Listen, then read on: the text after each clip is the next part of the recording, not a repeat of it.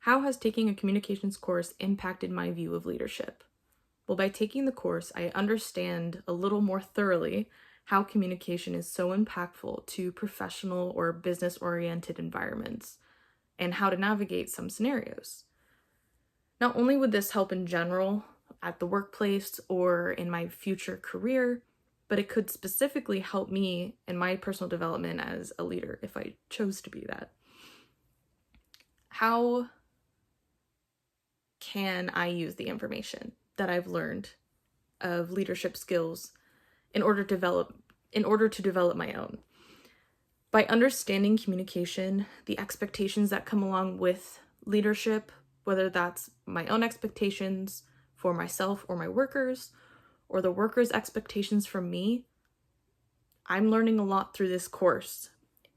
And one of the big ones was Theory X versus Theory Y. In Theory X, in the textbook chapter 10, it specifically states how sometimes people will think that threatening employees will get the job done, how they don't automatically want to work. And I don't believe that to be true at all. Theory Y is definitely what I would follow as a manager, and I'm very grateful to have had managers also follow this. They recognize that people are very goal-oriented. We want to work. It's an innate part of us, like playing or relaxing and resting, just as the textbook states. It's a part of our human nature. It's a part of a bigger idea and wanting to be a little cog in the machine. And you don't need to threaten people to work. You just have to set up goals and involve them, and having them in your decision making is so important because that shows you care. Additionally, from Western Governors University, another online college, I found a little bit more specificity in what leaders also are aware of that are important leadership skills to have. Those include having strong ethics and high moral standards or values, having great self-organizational skills, and of course, great general organizational skills as well. Being an efficient learner. You don't really want or kind of respect, honestly, a leader that does not understand what they're doing for their job. Someone who nurtures the growth of their employees, who supports them, as well as creating a connection between people. I find that to be so important, and that perfectly sets up my idea as a trainer at the moment. I work on the training team at my workplace, and it's very much true. Theory Y. People want to work. People, if you set up a goal, they're going to want to achieve it.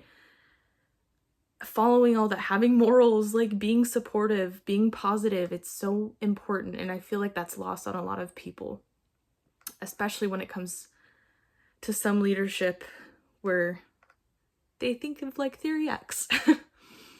By learning more about what comes into play with leadership, like these theories and communication styles, it's easier to develop one's skills. And the real question is, how would I use that to develop my current career at my workplace? Not just in the general idea of leadership, but personally, like what goals have I set? What motivates me? And I can say right now, I have developed the goal of becoming management, and this class was influential in that. I want to be involved. I want to help others. That's definitely a big motivation of mine. I also want more challenges with my work. I've done order writing, I've done training, all of the above, and I need a little more of a challenge. And one of the things I use to kind of keep myself in check is the keys. So especially before interacting with new people. So knowing myself, evaluating the context of the situation and what I bring to the table. That's more knowing yourself. Knowing my communication interaction. And one that I heavily emphasize on is always stepping back and reflecting. One of my big things is accountability, not only for myself, but for others. I can't force others to be accountable for themselves, but I make sure that I am.